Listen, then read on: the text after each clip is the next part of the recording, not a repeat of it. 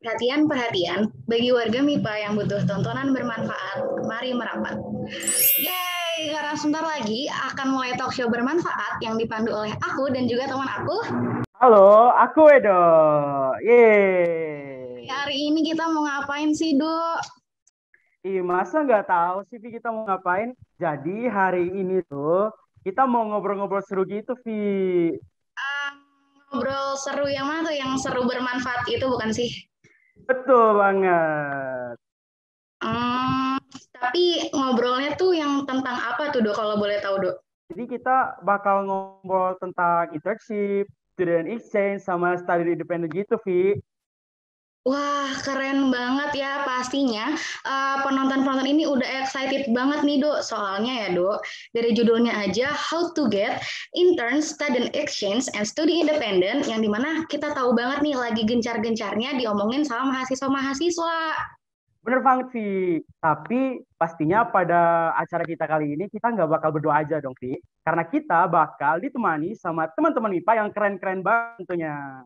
Wah, keren gimana tuh, Dok? Ini banyak banget ya, Dok. Keren gimana nih, Dok, maksudnya, Dok?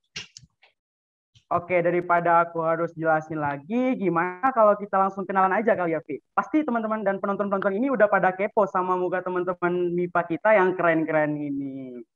Ayo, oke, langsung aja. Aku juga nggak sabar banget nih, Dok. Mungkin langsung aja kali ya, Dok. Buat teman-teman MIPA, dipersilakan ya. Mungkin dari siapa dulu?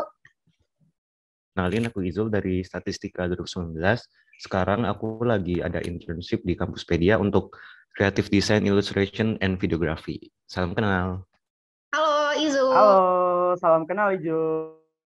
Oke, halo, selamat pagi semua, salam kenal. Aku Aling dari Biologi Angkatan 2019.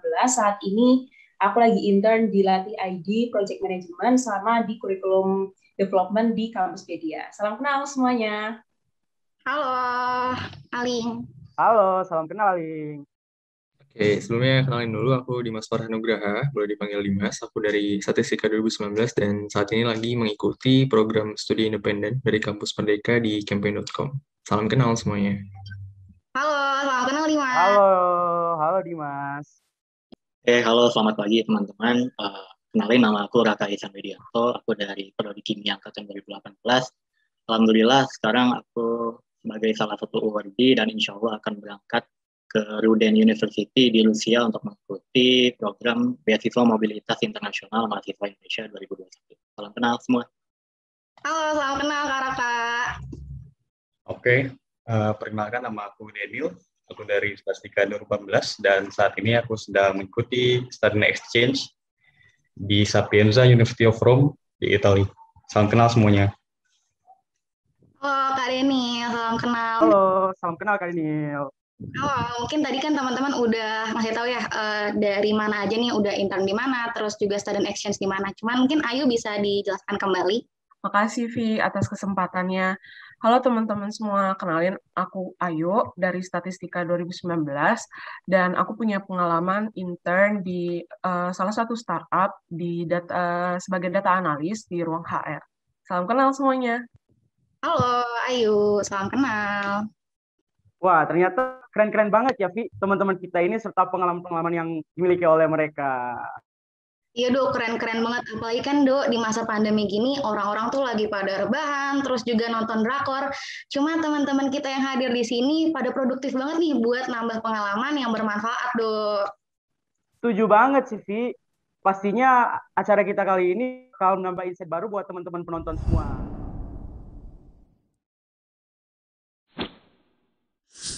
Vi, tahu nggak sih, dulu tuh aku tuh pengen banget ngikut student exchange gitu. Tapi sebelum daftar aku udah insecure duluan nih, Vi. Karena aku ngerasa aku nggak jago banget dalam bahasa Inggris, Vi.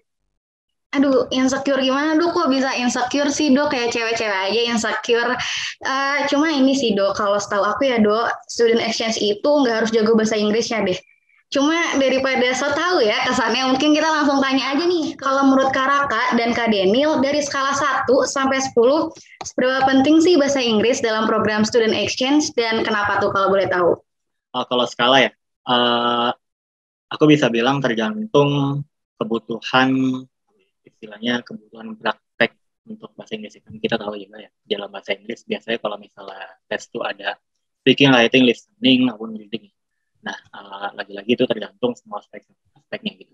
Yang menurut aku sangat penting di sini adalah aspek reading, bagaimana kita dapat membaca atau istilahnya memahami, misalnya kayak kalau ada beasiswa atau kalau ada pertukaran belajar, kalau ada kesempatan studi di luar negeri lainnya, itu kan kita harus memahami persyaratan, lalu regulasi-regulasi yang diterapkan di negara tersebut gitu. Jadi aku bisa bilang 10 sih, karena sangat komprehensif gitu. Mungkin untuk sih saya menyesuaikan dari aku itu. Kalau menurut Kak Daniel gimana nih Kak? Langsung aja Kak. Jadi menurutku sama sih kayak apa yang dikatakan Raka, juga sebenarnya tergantung dari negara yang kita tuju juga. Kalau buat aku personal sebenarnya kurang lebih dari skala 1 sampai 10 ya, mungkin 7 atau 8 ya. Karena tergantung negara yang kita tuju. Contohnya aku menuju ke negara yang tidak berbahasa Inggris, yaitu negara Italia. Jadi mungkin tidak penting sih, tetap penting, cuma nggak sepenting, sangat penting gitu loh. Karena Inggris di sini yang kita pakai itu adalah cuma di lingkungan perkuliahan. Nah, sedangkan di luar lingkungan perkuliahan, kadang ada aspek yang kadang jarang dilihat orang juga, yang kadang di underlook sama orang, yaitu bahasa tempat negara kita tinggal. Jadi misalnya aku di Italia, ya mau nggak mau kita harus berbahasa Italia gitu kan. Entah mungkin untuk sekedar keperluan hidup atau untuk berbaur dengan mungkin orang di sana gitu. Jadi buat aku selain bahasa Inggris itu, bahasa negara kita juga perlu dipelajari. Lalu tentang tes bahasa Inggris, jadi kan untuk mendaftar program student exchange ini juga perlu kan tes kemampuan bahasa Inggris. Itu kan ada yang namanya TOEFL ada 2 jenis, itu ada ITP, IBT, lalu ada Duolingo maupun IELTS. Jadi tergantung kebutuhan kalian juga. Kalau kalian menuju ke negara yang non berbahasa Inggris, biasanya menggunakan TOEFL. Nah, sedangkan untuk menuju negara dengan menggunakan bahasa Inggris, misalnya kayak negara Inggris, Amerika, Australia, atau Kanada, itu biasa menggunakan IELTS, yang dimana tingkat kesusahannya itu lebih susah dibanding TOEFL, dan juga biaya tesnya itu jauh-jauh lebih mahal dari TOEFL. Jadi kalau misalnya kalian emang ada rencana gitu mau ke Amerika misalnya, ya Inggris itu penting sih, 10 dari 10 menurut aku skalanya. Jadi sesuaikan juga dengan kebutuhan kalian gitu. Oke, berarti yang aku tangkap nih kalau dari Kak Raka skalanya 10, terus dari Kak Daniel tadi bilangnya 7 kalau misalnya kita ke kampus yang nggak berbasic Inggris, terus 10 untuk pentingnya kayak gitu ya Kak. Mungkin kan aku mau nanya nih, kalau dari Kak Daniel sama Kak Raka itu kan kampusnya nggak berbasic Inggris kayak gitu. Ntar Kak Daniel sama Kak Raka berarti bakal belajar bahasa itu lagi ya, yang Itali sama di Rusia. Apa gimana? Iya, jadi kebetulan ada salah satu mata kuliah yang ditawarkan kalau misalnya di kampus tujuan aku ya, itu ada mata kuliah tentang bahasa dan kebudayaan Rusia gitu. Nah, kebetulan aku ngambil mata kuliah itu ya, karena sangat disayangkan kalau misalnya kita udah di negara tujuan yang memiliki bahasa sendiri, budaya tersendiri. Jadi sayang aja kesempatan ini kalau nggak diambil gitu. Jadi aku dan kebanyakan teman-teman aku mengambil mata kuliah tambahan itu untuk ya mendapatkan wawasan tentang bahasa dan budaya negeri. Mungkin kalau dari Kak Daniel gimana nih? Sama, jadi di kampus aku juga ditawarkan semacam course intensif bahasa Itali untuk keperluan budaya juga. Mungkin nanti kita akan travel atau segala macamnya pasti menggunakan bahasa Itali. Jadi sangat penting sih buat aku. Oke, makasih Kak Daniel sama Kak Raka. Mungkin selanjutnya mau nanya apa nih ya, Dok? Muka-mukanya penasaran banget, Dok, kayaknya, Dok. Bener banget, Vi. Udah penasaran banget nih mau nanya. Nah, buat Kak Daniel sama Kak Raka nih, aku mau nanya. Dulu, kenapa nih lebih pilih untuk daftar program student exchange dibanding sama ada program intern, study independent, ataupun program-program lainnya? Dan juga kira-kira kenapa kakak-kakak memilih kampus yang sudah terpilih sekarang ini, Kak? Mungkin langsung aja, Kak. Terima kasih ya, Edo. Ini menarik pertanyaannya nih. Kenapa aku lebih milih ISMA gitu ya? Gini, sebenarnya dulu tuh aku lebih interest banget gitu ke magang. Karena apa ya? Background aku kan dari mahasiswa kimia, yang mana untuk pengalaman kerja yang ideal gitu, sangat memerlukan keterampilan laboratorium. Dan ditambah lagi, seperti ini kan kondisi pandemi yang teman-teman tahu, kita dipaksa belajar bahkan praktikum secara online gitu.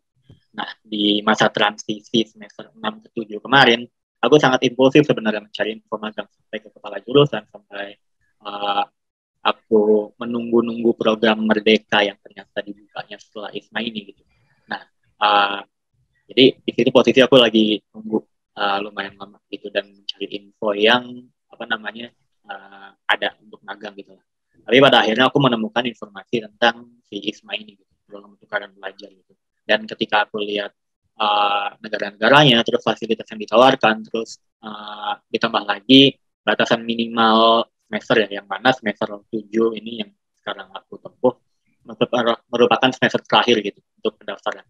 Dan beasiswa ini baru pertama kali dibuka dan menurut aku ya ini suatu kesempatan yang sangat langka dan baru banget gitu dari Kemendikbud yang memfasilitasi untuk mahasiswa Indonesia gitu.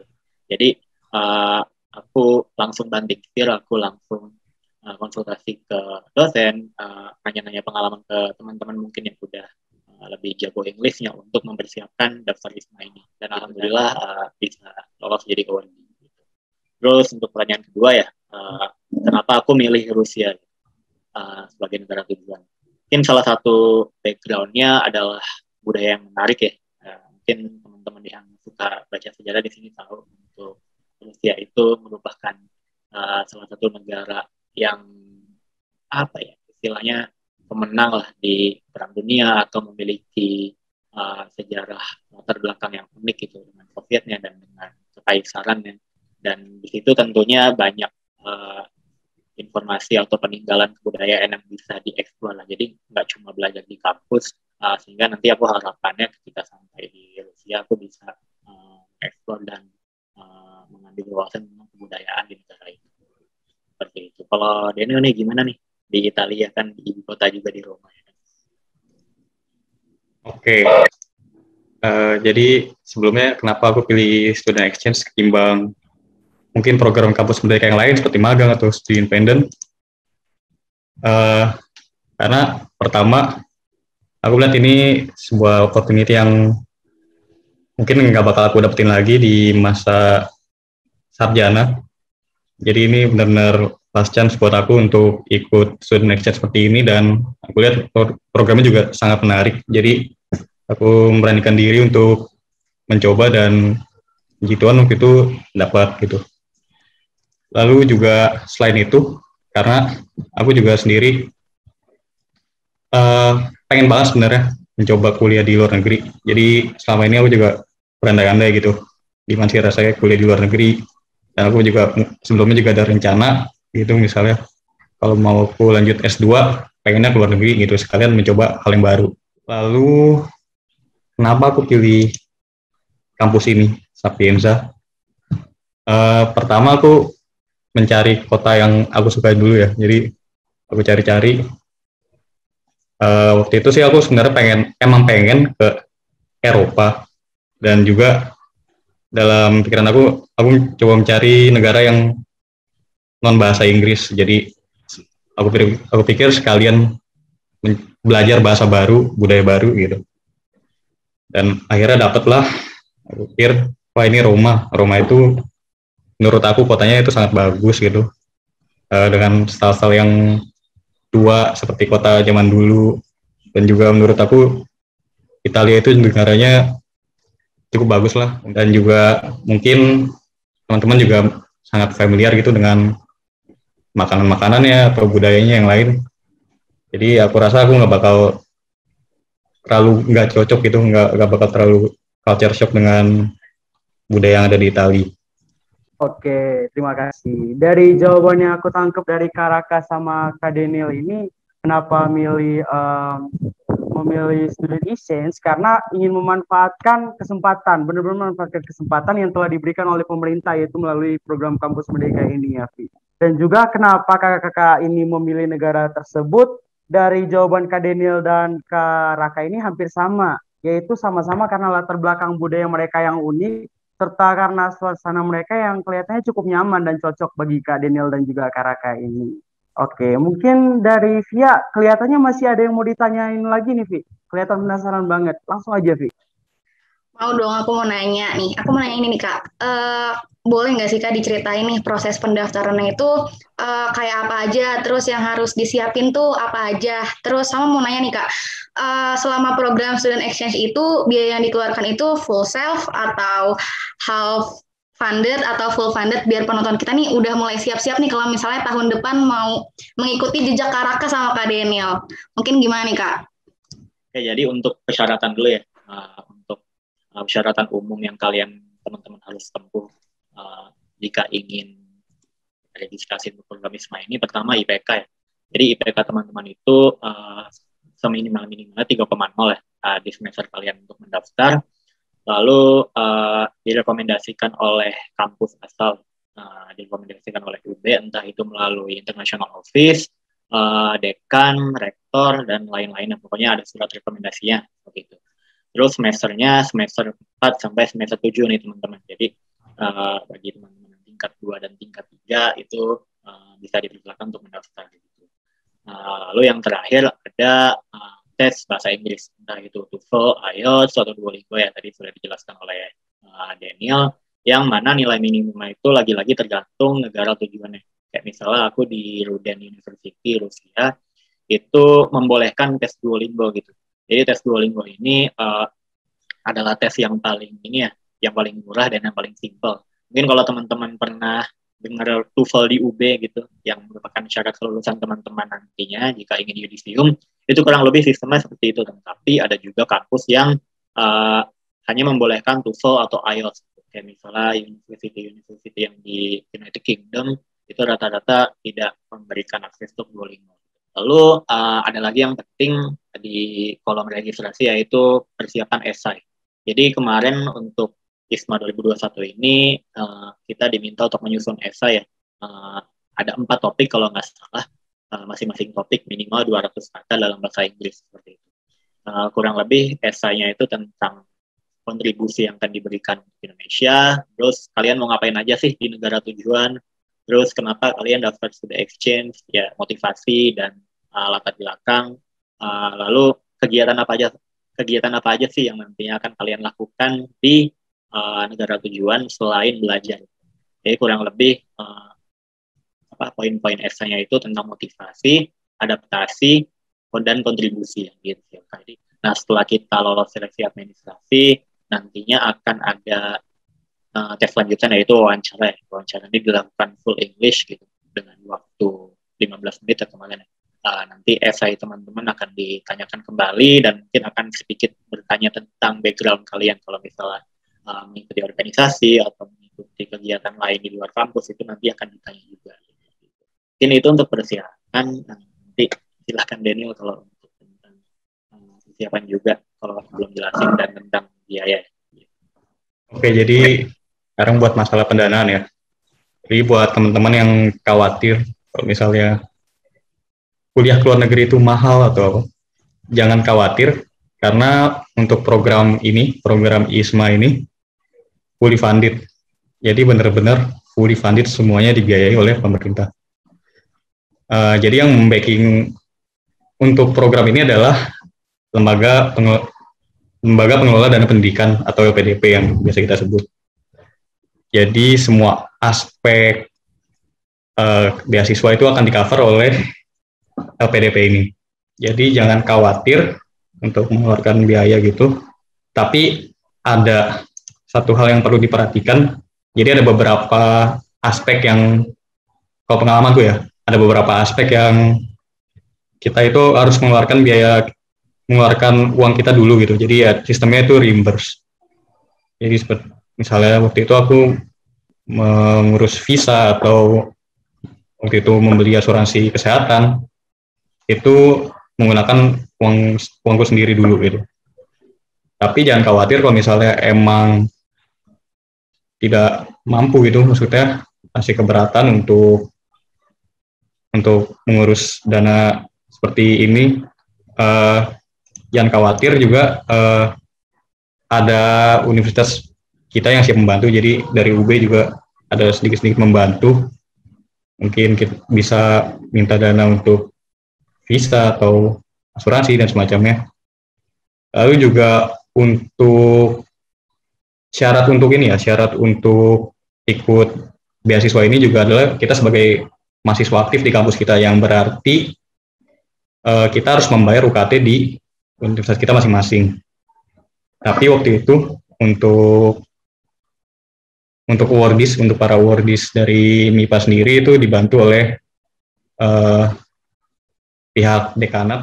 Kita mendapat bantuan UKT, yaitu UKT kita pada semester ini. Jadi benar-benar dibantu oleh pihak dekan MIPA untuk membayar UKT kita. Jadi kita juga nggak mengeluarkan uang untuk UKT semester ini.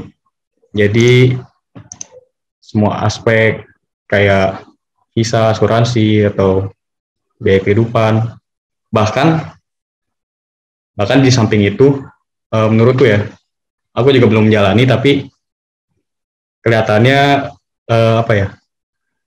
dana yang dikeluarkan oleh LPDP ini bakal lebih cukup dari sekedar kebutuhan hidup kita sehari-hari. Jadi ada beberapa, mungkin kalian punya tujuan pribadi masing-masing, mungkin uangnya bisa kalian sisihkan untuk itu gitu, misalnya untuk jajan atau apa, atau mungkin uangnya bisa ditabung gitu. Jadi ya LPDP menyediakan dananya, kita yang mengelola gitu. Oke, terima kasih kakak. Jadi aku simpulin bahwa untuk mendaftar program ISMA atau Student Exchange ini terdapat beberapa persyaratan ya kakak. Yang pertama, harus IPK minimal 3,0. Terus harus mahasiswa tingkat 2 atau tingkat 3, atau dalam hal ini semester 4 sampai semester 7. Lalu harus ada surat rekomendasi dari kampus, dan juga harus mengikuti tes bahasa Inggris terlebih dahulu nih. Nah, selain itu juga teman-teman yang ingin mengikuti kegiatan Student Exchange ini harus menyiapkan esai dalam bentuk bahasa Inggris, serta harus siap untuk mengikuti tes wawancara dalam bahasa Inggris. Oke, aku mau nanya lagi nih Kak. Kan Kak Raka sama Kak Daniel ini udah masuk ke semester 7 ya Kak? Nah, dengan mengikuti kegiatan Student Exchange yang kurang lebih 1 semester, ini apakah akan berpengaruh terhadap jumlah semester kuliah kakak di UB ini sendiri? Bakal ketunda nanti tahun wisudanya apa gimana Kak? Apa nggak bakal berpengaruh gitu Kak? Oke, mungkin aku coba jawab dulu ya. Untuk masalah pengakuan semester ya. Jadi teman-teman, lagi-lagi ini program ISMA ini adalah program kelas merdeka ya, yang ada surat keputusan menterinya di atas kertas dan bertanda tangan menteri gitu. Kalau semua program kelas merdeka harus diakui ya, tanpa syarat mutlak. Jadi oleh pihak universitas atau pihak program studi ya, di sini itu sebesar 20 SKS. Gitu. Jadi program ISMA ini diakui 20 SKS oleh program studi aku ya di kimia. Nah, mungkin 20 SKS ini bentuknya itu berbeda-beda gitu.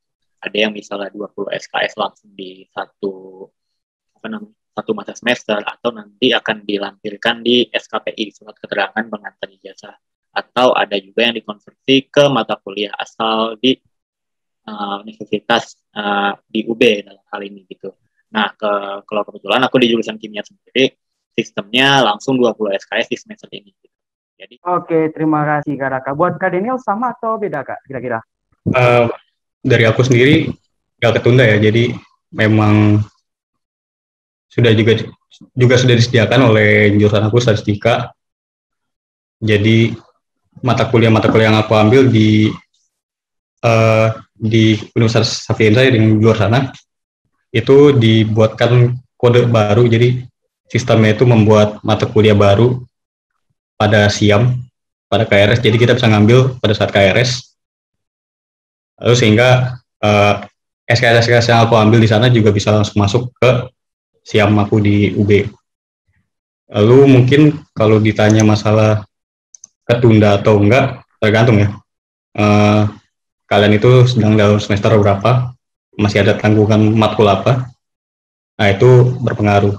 Jadi misalnya kayak aku kan udah udah semester akhir, udah nggak ada tanggungan mata kuliah wajib, jadi mungkin nggak bakal ketunda, jadi nanti di semester 8 udah bisa melanjutkan lagi, udah bisa menyelesaikan studi dengan menyelesaikan skripsi dan PKL gitu.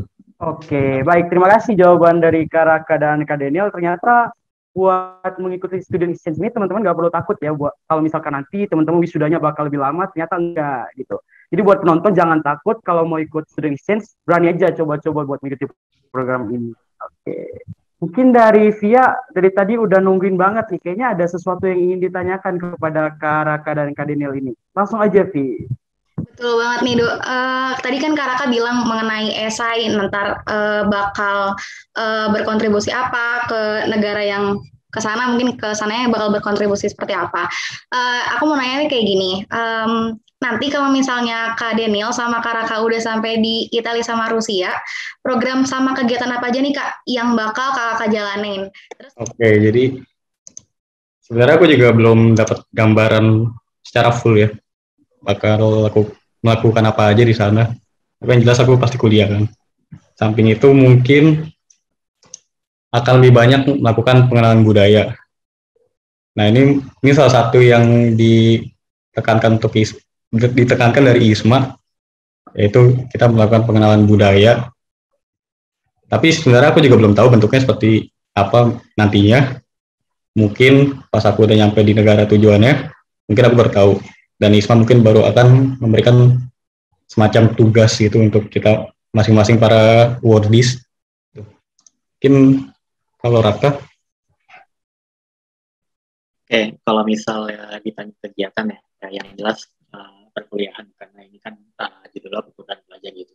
Terus tadi Daniel juga berbicara soal bobot kuliah ya. Aku tuh lebih banyak dikit dari Daniel gitu. Jadi aku tuh 30 ECTS atau setara. Kalau dikonversikan ke SKS itu kurang lebih 19, sekian SKS, jadi hampir 20 SKS.